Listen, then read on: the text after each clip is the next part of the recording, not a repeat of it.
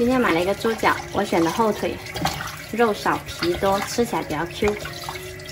先把它洗干净，洗好冷水下锅焯去血水，加入几片姜，还有少许白酒去腥。擦好后捞出来清洗干净。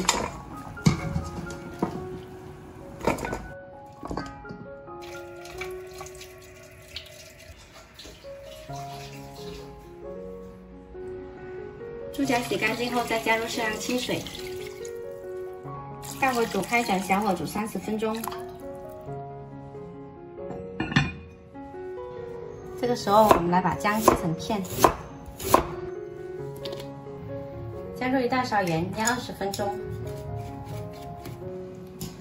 猪脚我们煮了30分钟，已经煮熟啦，把它捞出来，放到凉白开里面，浸泡20分钟，然后再换一盆水，再浸泡20分钟。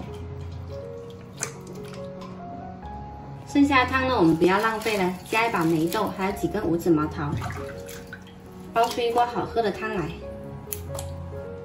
如果觉得水少了，可以适当加一些清水，大火煮开，转小火煲1个半小时。再来准备500毫升清水，加入500毫升白醋，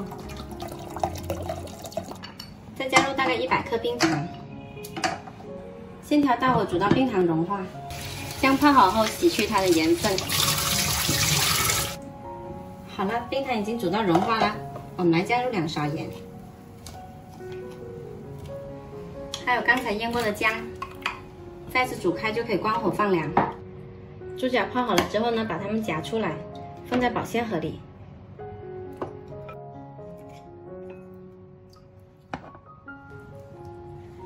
加入柠檬片，还有辣椒圈。再把放凉的姜醋汁倒进来，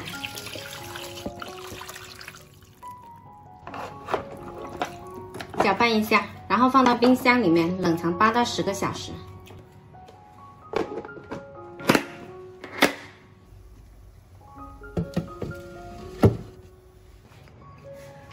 好嘞，我们的猪脚可以吃喽。一开盖就可以闻到很清爽的味道，酸酸甜甜的。这道柠檬猪脚呢，吃起来皮脆肉爽，肥而不腻，特别适合夏天吃的哦。喜欢的朋友可以试一下哦。